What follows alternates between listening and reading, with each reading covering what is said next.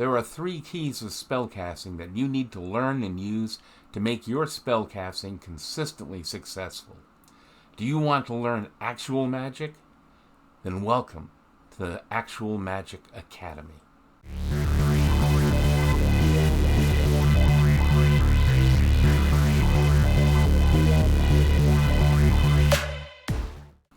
Hi, my name is Sterling, and I'd like to welcome you to the Actual Magic Academy.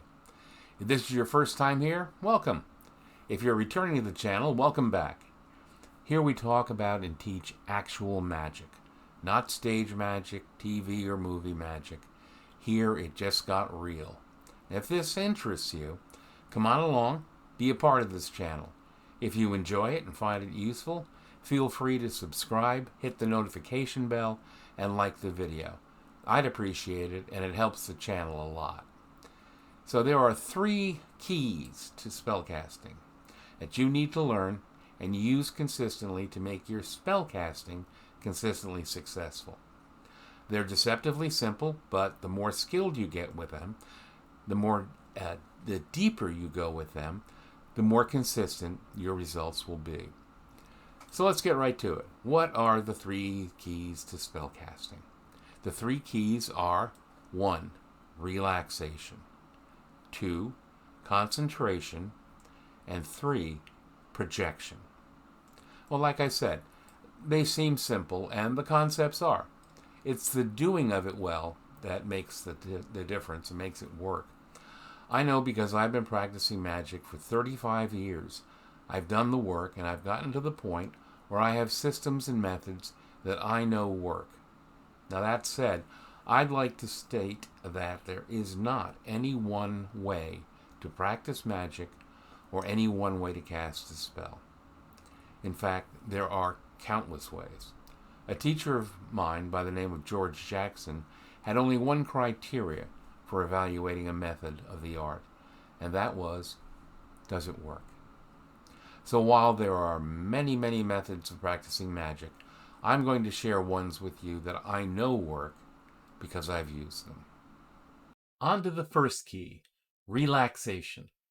Relaxation is important, as anyone who teaches practically anything will tell you. If you're tense and stressed, you simply can't do most things very well. This is true with just about anything, from playing a sport to conducting a business meeting. Okay, you say, I took a deep breath and now I'm relaxed. What next? Sorry, folks, it's not that easy. We need to relax far deeper than that. If you have a spell that you need to cast, it's best to get rid of all the influences of the day. Get them cleared away, because they're going to interfere with your working. Imagine trying to cast a spell to meet a lover when you've got all the stuff you went through at work, in traffic, throughout the whole day, still hanging on you. So let's get rid of it all. One of the best ways to relax that I've found is a hot, relaxing bath, or at least a hot shower. Light a white or a blue candle while you're at it, and if you have a favorite bath salt, toss that in too. Make sure you won't be disturbed and slip into that hot bath or climb into that hot shower. Just enjoy it and let the warmth loosen you up. As you do, visualize all the tensions and problems of the day melting out of you, from your head on down through your body and out, being absorbed by the water, or it'll flow down the drain.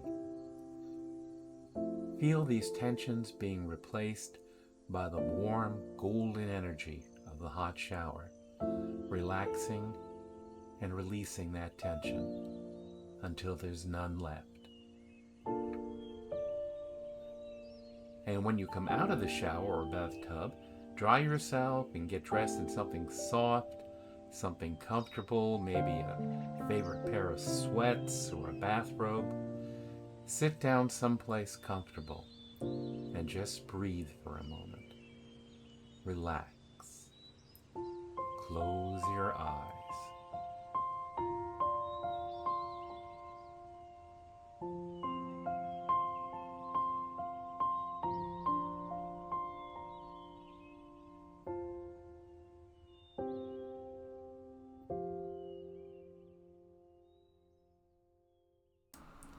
So now we're going to learn something that I call breathing square. It's a simple breathing pattern that'll help you relax, change the flow of thoughts through your mind, and prepare you for the magical work. Now, a breath is composed of 4 parts: an inhalation, a pause, an exhalation, a pause, and then it repeats. Your breathing will be in a series of 4 counts, 1 series for each part. It's done in a relaxed pace, allowing you to settle into the pattern.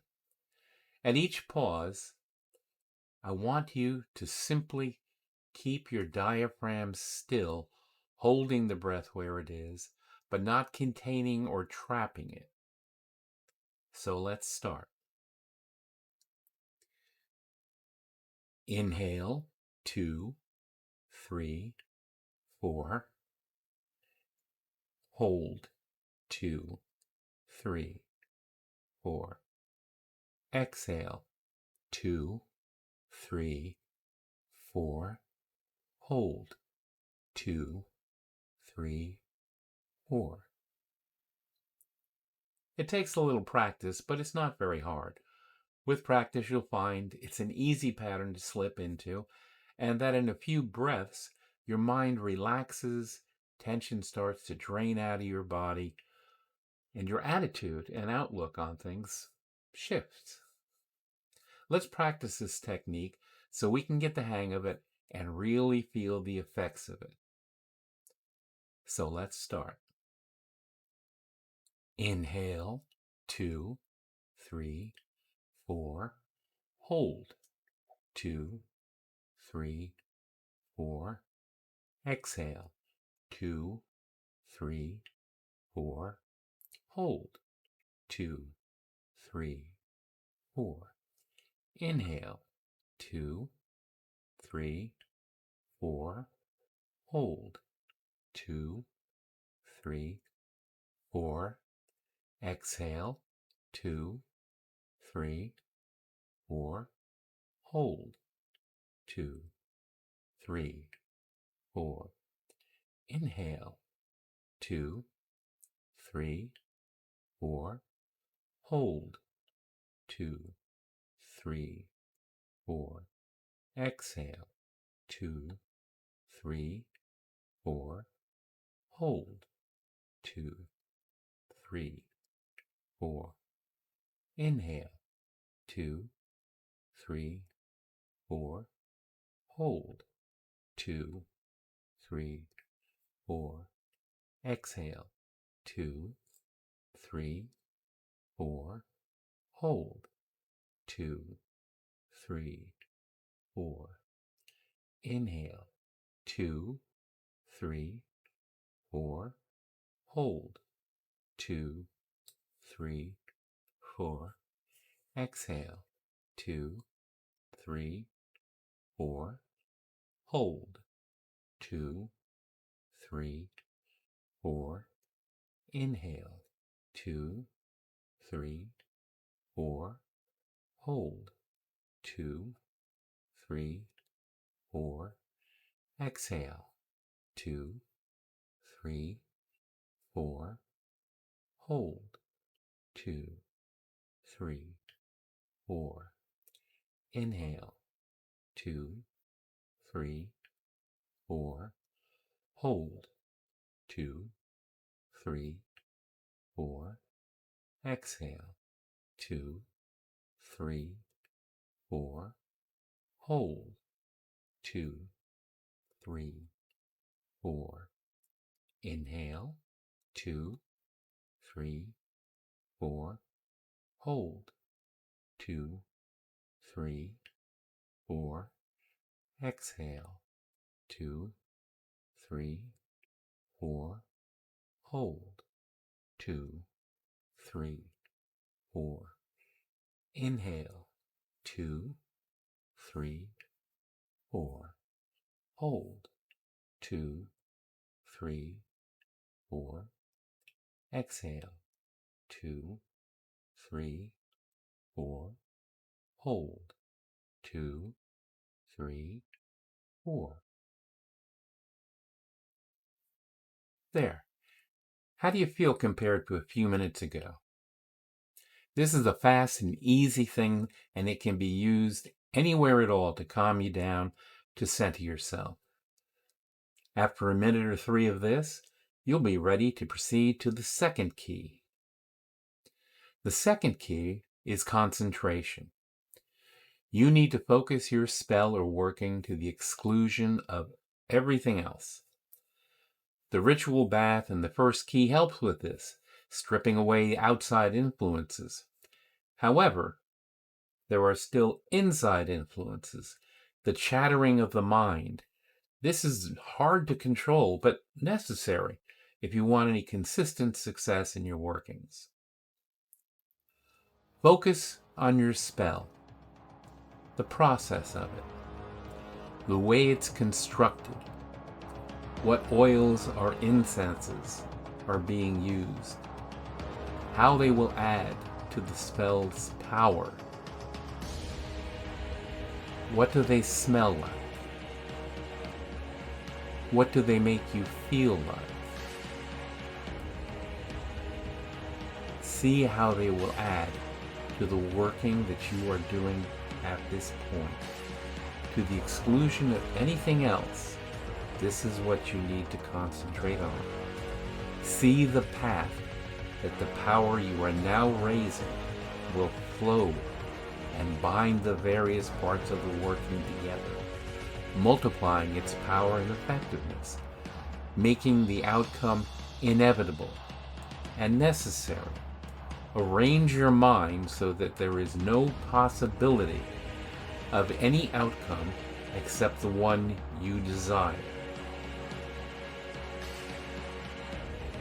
Continue building this mindset, adding power to the spell until it's at its peak, and then at that point, it will be time for the third key, projection. I'm going to use a sports analogy here. Ladies, forgive me. Think of yourself as a baseball pitcher preparing to throw a pitch. You've decided what pitch you're going to throw. You've got the proper grip on the ball. It's set in your glove. You've got your body all prepared in the right attitude, focused on the throw and the location of the pitch. You've begun your motion towards the plate and set into action your entire body and mind to create the perfect pitch at the perfect placement. There's only one thing that remains. Let the ball go. At the peak of your focus, when the energy that you've raised is at such a high level that you feel you can't contain it any longer, release it into the universe to perform the work that it cannot help but do, to work your spell, to follow your will. You can release it up or out or into an appropriate object according to the design of your working, but now you must let it fly. So there you are, the 3 keys to spellcasting. With practice, these keys will improve your spellcasting and ritual work greatly. But the key to the keys is practice. No skill is attained without practice. Now, there are thousands of ways to cast a spell, with 1,000 different techniques and arrangements of candles, oils, incense, poppets, images, sigils, so on and so forth. All of them require these 3 keys. It could be high magic or low, ceremonial magic or a kitchen witch working. You could be brewing up a potion or enchanting an item, working alone or in a coven or group. All methods of magical working need the application of these 3 keys to yield consistent results. So to recap, we've learned the 3 keys of spellcasting, and they are relaxation, concentration, and projection. We know that these 3 keys are used in any magical working that we undertake to ensure its effectiveness. We practice breathing square to relax and release tensions and unwanted energies. And we're going to put all of this into regular practice, right? Well, that's good work. You're doing great. Well, we're going to leave it there for today, folks. If you enjoyed this video and feel that you got something out of it, wave your wand and give it a like. Maybe subscribe and ring the bell to be notified when there's a new video up. If you'd like to support the channel and our work, there's a Buy Me a Coffee link down below. I'd really appreciate it. And folks, don't forget to leave your comments, suggestions, ideas for other videos on other subjects down in the comments below. I do read them and I try to answer them all, so let me know what you'd like to see next. Till then, blessings bright and dark. Peace.